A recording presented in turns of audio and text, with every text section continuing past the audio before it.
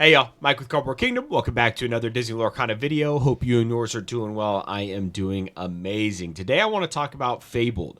I think Fabled is going to present a very interesting problem for Disney Lorcana, and if I had a genie in front of me and he was granting me 3 wishes, one of my wishes would be tell me what the release of Fabled is going to look like for the next 24 months, because I think it's, from a collector's point of view, I think it's the best set that Disney Lorcana has ever released. I think that it was a culmination of a lot of things coming together, and I think that from a sealed perspective, it is one of the most lucrative, like sealed collectibles in terms of like long-term value, I think that exist in the trading card world today. But obviously a lot of that is dependent on what does the future release schedule of this product look like. And so we're going to take a look at Fabled as a whole today.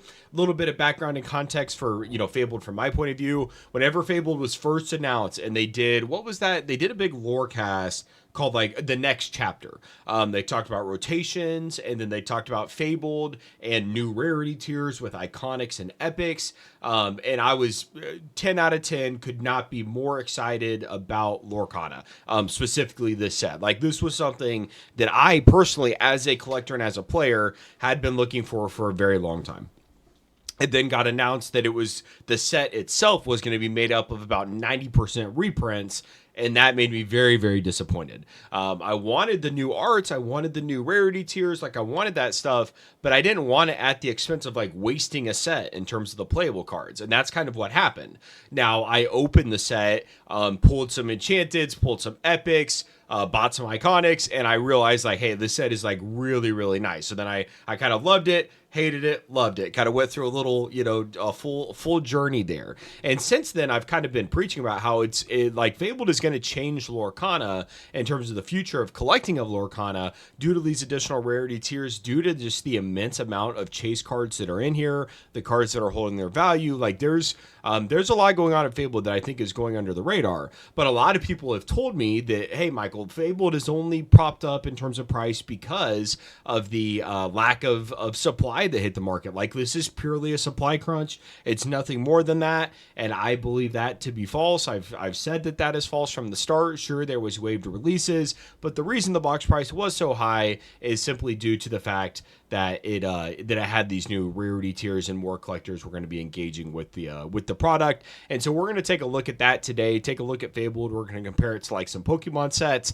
and I really wish I could see what is going to happen with the future of Fabled, given the fact that I think it's going to put a lot of pressure on Ravensburger in terms of like printing, and how are they going to manage this mess? Because at a high level, when we look at Fabled, it's got a total of over 20 cards that are over $50, $50 or higher. So you've got the Mulan, which is the cheapest enchanted. It's got a market price of $58, lowest on the market, and this isn't even filtered to near mint, but $58, and then it goes up from there. Obviously, we've got plenty in the kind of 50 to 100 range, plenty in the $100 to $200 range, and then several at 200 plus, and then Mickey, of course, over 1,000, and Minnie almost at 1,000. So it's got 20 different cards that you can pull at $50 or plus. Now, albeit these pull rates are very, very hard. 1 in 2,000 for Mickey and Minnie, 1 in 96 roughly for the enchanteds. And some of these enchanteds like Dumbo and Hades are very impacted by the utility of the game,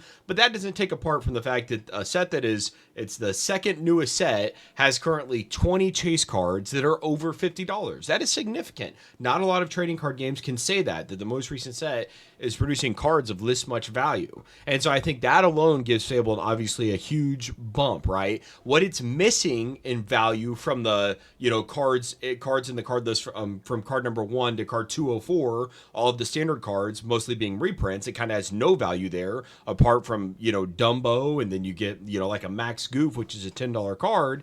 Beyond that, all the value is coming from the enchanteds, and then of course the iconics, and with a little bit of value coming from the epics. I think that alone speaks to the fact that this set is so much different because of those reprints. And that is why when I look at this set moving forward in the future, obviously with things like the first chapter, Ravensburger's continued to release that relentlessly, right? Like it got bought out, they re-released it, it got bought out again in terms of the first two waves, they reprinted it, they continued to release it, it kept getting bought out, and then we're at the point now where they've kind of printed it into the ground. Like people aren't really like that excited about the first chapter anymore. Obviously there's some newcomers and people are excited to buy it. You know, the Costco bundle it appears to be pretty sold out in terms of what I can find. You know, so people are still buying it, but it's obviously they've a lot of the printing they've done has taken away from the exclusivity of the first chapter, if you will. But the first chapter was in rotation for a long time. It had playable cards. It had cards that you needed. And so that coming out to the market was kind of a necessity. When you look at Fabled right now, the only card that is really an absolute necessity from this, from a playability point of view, is Dumbo. One $40 card.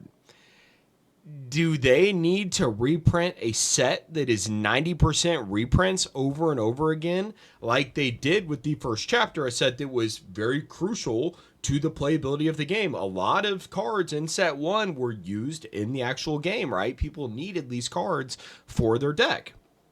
With Fabled, you have one playable card that's more than $10. Every other card is less than $10. So in my opinion, when I'm looking at this, if you're going to do a set that's 90% reprints, well, then you probably shouldn't just keep printing that thing into the ground, you know, a year from now, 2 years from now, etc., and constantly, you know, re-releasing that product. And so to me, this is a different case than what we're looking at from the first chapter, one that absolutely had to be reprinted.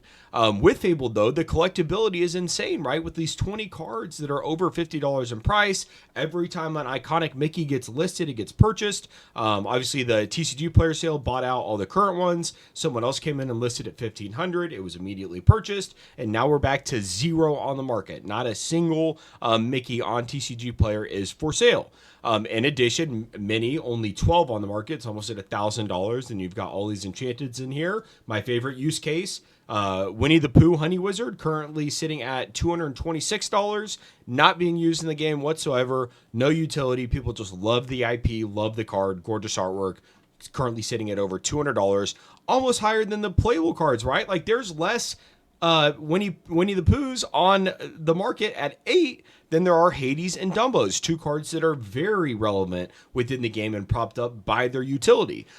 So like this really speaks to the collectability of the set. Now, in addition to that, if we look at the last, you know, I just pulled a year here for the couple sets that we're going to take a look at to look at overall sales volume. Right now, Fabled is sitting at 2,713 boxes sold over the last year. Now, really, this is, you know, the last 6 months in terms of when Fabled's been on the market, but I'm just using the year to illustrate a point here. 2,713 boxes have been sold on TCG Player for Fabled. And obviously, TCG Player is it's one secondary market that is used. Obviously, most boxes, especially for Disney Lorcana, are actually being bought and sold directly from the LGS. Now, obviously, the LGS can sell them on TCG Player, but it's in the LGS's best interest to sell them in person, avoid TCG Player fees, shipping fees, etc. So, obviously, they're inclined to sell it in person when they can. But there's obviously plenty of there's plenty of stores, brick and mortar stores, that sell on TCG Player. But 2,713 boxes. We look at Whispers in the Well, the newest set, 1,649, which is not bad by any means. Box price is still holding very strong, around 100. Very, very good set. A lot of, you know, this is a set that has iconics, has enchanteds, has epics, but also has a lot of playable cards, specifically in the legendary slot below that. So it's kind of offering a different service in a sense in terms of there's a lot more playability coming from the set than there is Fabled, but still a strong sell-through rate at 1,600. So it's been out for what, like a month, not long at all. So very strong sales numbers in my opinion for Lorcana. We then look at Reign of Jafar, and this is a set that's been out for almost 9 months, and it is currently at 2,651. Which obviously is less than Fabled already, right? But I was told that Fabled is only being propped up by the fact that it's got such low supply, but it's already outselling a set like set 8 that I'd never heard any supply issues about whatsoever. Rain of Jafar boxes are still very readily available down at 70, less than $80, where a Fabled box is currently sitting at MSRP essentially. And then you go back even further and look at a set like Arcasia's Island, box price at 83, 2,717 have sold. This is our oldest box that we can look at the year chart on, and it's sold even more than that. In terms of Fabled, it's sold even more than that. So Fabled is at 2,713. Oh, I lied. Arcasia's Island has sold 4 more boxes. So I apologize, but you get the point, right? We're Fabled within a day is going to sell more than all the most recent set, obviously, but then the 2 historical older sets that are most recent as well. But I never heard any supply arguments about Reign of Jafar, about Arcasia's Island. I haven't heard any about Whispers in the Well, but Fabled is outselling all of those products and is going to continue to sell because it's got chase cards in it that are over $1,000 and many that are over $50. Now, switching gears here a little bit to Pokemon, I want to take a look at Prismatic Evolutions because this is a set that's been very well received. It's a fan favorite set. It's impossible to get product. It was scalped immediately, and it's just performing very, very well on the secondary market. It's got some high-end chases like Umbreon, not as high as the Mickey, but it's still, $1,000 card roughly, market price at $1,000. It's got a good second tier chase at over $300 for the Sylveon. And by the way, like modern cards being this much out of booster packs, whether it's the Mickey or whether it's a One Piece card or at least Pokemon cards, like for those of us who've been around a bit, like that's wild. Like pulling a card and it being worth so much just immediately is that's you lose sight of that as this hype cycle gets longer and longer, and especially in today's world, we're seeing like mainstream investment channels like talk about like sealed and individual high class cards as like financial assets. Like I don't know, we're in just a wild spot, overall. But nevertheless, this is a set that's very good. It's got chase cards, and it doesn't even have 20 cards that are above $50 or more. So like the high end of Fabled is even higher than Prismatic in terms of the cost of the high chase cards, and the floor is even much higher. Now, as you get to the sub 50 mark, that's where Pokemon's going to do a little bit better. They've got a ton of trainer cards, full arts, etc. As it goes down the list, right? To get down to like the $10 spot, below $50 for Lorcana, it's like Dumbo and Max Goof and one Epic, Aurora Holding Court. And then beyond that, it's kind of just like a major drop off. Pokemon does hold a little bit better in that kind of mid tier, which is part of the reason why I want Epics to be a little bit more special. I want one more tier in between Epics and Enchanteds. Kind of think of like a full art. They don't look as good as the special illustration rares to bring it back to Pokemon, but they don't look as lackluster as maybe an EX or something like that, right? Like I want something in that range. Don't want them to overshadow Enchanted. Don't want them to overshadow Iconics. Just some sort of full art variant within there. But by and large, I'm just trying to illustrate a point here that like Fabled, when you compare it at the high end, like is as good as Prismatic Evolution, if not better. Now, obviously, Pokemon is much more well received. It's got a much bigger fan base, but this is why I think that like a set like Fabled can change the trajectory of Disney Lorcana, in my opinion, because it has such an awesome set of high end cards. Whether we're talking about Iconics, Enchanteds, etc.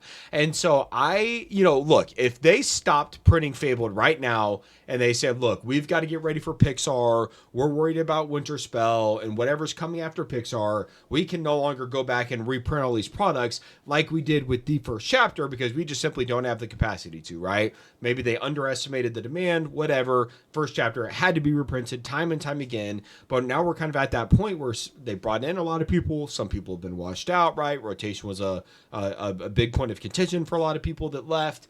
But now we're sitting with Fabled with a box of 140, and this is with the secondary market knowing that, hey, they've printed the first chapter essentially into the ground, and while it's still doing very good in terms of a box price it up at 300, anytime it gets high, they just constantly reprint it. And to be completely fair, like I think they should release more Fabled, right? Like this set is not even 6 months old and it's at MSRP. Like I just have been around long enough to remember a world where when sets first came out, like good luck getting a box if you were like an LGS at even what you paid for it. Like, there was a long time, not that long ago, where boxes, as soon as they were released, were 70 to 80 bucks, right? For Pokemon. That was a real thing. And so, maybe 140 for Fabled is reasonable. There's only 58 on the market right now. I meant to call that out. Let me show that real quick here. There's 58 Fabled boxes on the market. Like, that's not a lot. And so I think there definitely needs to be more of them. But I'm just so curious how they're going to tackle this issue where 90% of the cards in this box are reprints. 90% of these cards have zero value. All the value is coming from the top end, right? You're going to get a little bit of value on page 2 from the remaining epics and legendaries, right? But even on page 2, we're down to cards that are $1. Mini cards that are $1, right? So there's like not this insane need from a player perspective to go out and reprint these cards, especially when you're looking at cards like John Silver and Robin Hood, 2 legendaries they're in previous sets. These are reprints, right? So there is more than enough for the current player base of these out there. And so I just don't know if there's a world where they need to constantly reprint this like they did with the first chapter. Now, the one exception would be Dumbo. I think that I would love to see them kind of flex some, like pricing and things like that to include Dumbo, prize packs, weekly promos, etc. that have Dumbo included to alleviate some of the pressure of this entire set being reprinted. Because from a player's perspective, the cards in this set outside of Dumbo are very affordable in my opinion. And so that's why I would love to see this. Obviously, this was a massive shift for them. The set was geared more towards collectors. And so I'm very interested, and once again, to bring it back to the beginning, I think it's going to paint a very interesting picture for them and problem with how they address this. Because I think if they continue to reprint the exact same product as it is now over and over again, and I would say for the next 6 to 12 months, I have no problem with constant releases of Fabled. I would love to get Fabled at some cheap prices, but I'm thinking more like right now we're still getting first chapter product over 2 years since its release. Is that going to be the case for Fabled? Hopefully at that point we've kind of leveled up and there's things like Wilds Unknown that are taking all of our attention, etc. And we don't just need, especially in a rotations world, we don't need these old sets reprinted over and over again. But the fact that Fableds are, holding at the 140, 150 price, despite being the best selling set that has been released since Arcasia's Island, I think it poses an interesting problem for Disney Lorcana. So I love Fabled. I'm very excited to see what it holds for the future. I think it's got potential to change the entire game of Disney Lorcana as it relates to collectors. I think the alt arts they crushed out of the park. The Mickey and the Minnie are 2 of the most gorgeous kind of side-by-side cards that exist in the trading card game world. I will die on that hill. They look tremendous. And the price reflects it, and obviously that Mickey, it's not staying in stock, which is crazy. It's a brand new set, and it's selling at $1,500 like crazy. I thought for sure it would hang out below $1,000 for a while, and it got down there for like a week, and then it was it was sold out again or above $1,000. So that's what we got for today. I'm very, very excited for Fabled. Let me know your strategy. Have you begun to pick up your iconics, your enchanted, your epics? Are you getting a lot of sealed, right? Like, this has potential. Like, if you told me that next year Fabled was a $300 box, I wouldn't be surprised. But that goes back to, then what does that do to reprints? Because if they never reprinted this box again, and let's just say Fabled's done, they continue to include it in like gift boxes and it's got like some ancillary products, but we never get another booster box again. I think if that news like hit the market today that they did we're never going to print another Fabled booster box, right? Or whatever, which they are fine to do so, right? I'm not saying they shouldn't. But if they did that, I think the box would go to 300-ish kind of immediately. There's 50 on the market. Like, that is nothing. That can be bought out by literally one person. So yeah, I'm excited to see what Fabled has in store. I think for Fabled to succeed, they have to continue to deliver on a lot of other things, like I talked about yesterday.